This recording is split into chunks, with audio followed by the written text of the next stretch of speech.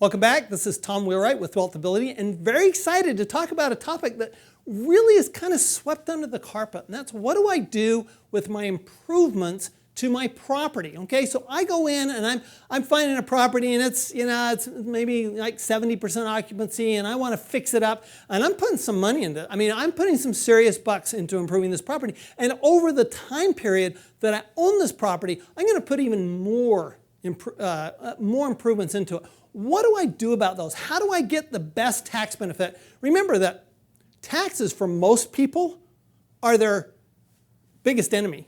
I mean, people are scared to death of taxes. But for some people, people who have the appropriate education, taxes can be your best friend. So as a real estate investor, taxes should always be your best friend. Here's why. So I'm going to give you the first one.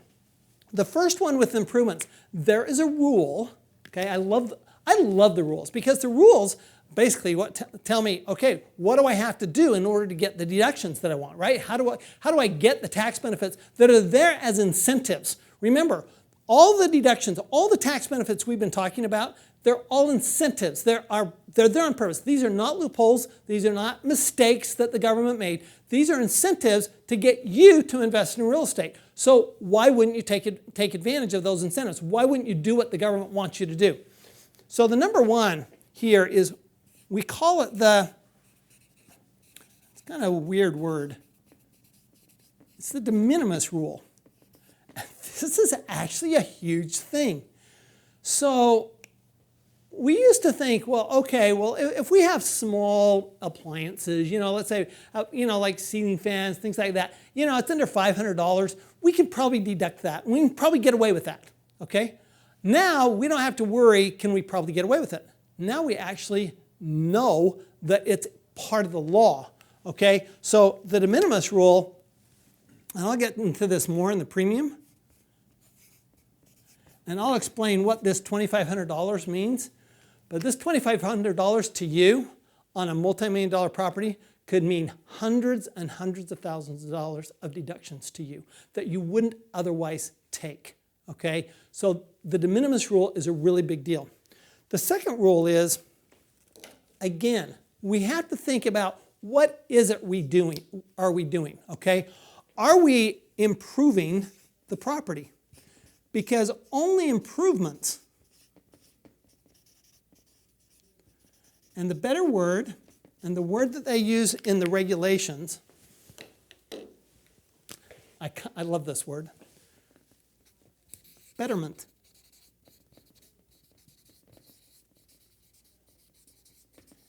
In other words, some things we do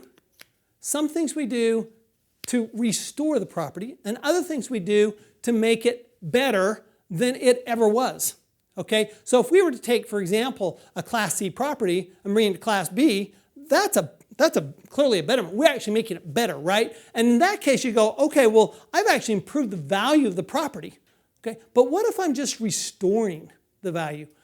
That's what we're going to talk about when we talk about in the detailed video. We'll talk about what do you do when you're just restoring the property?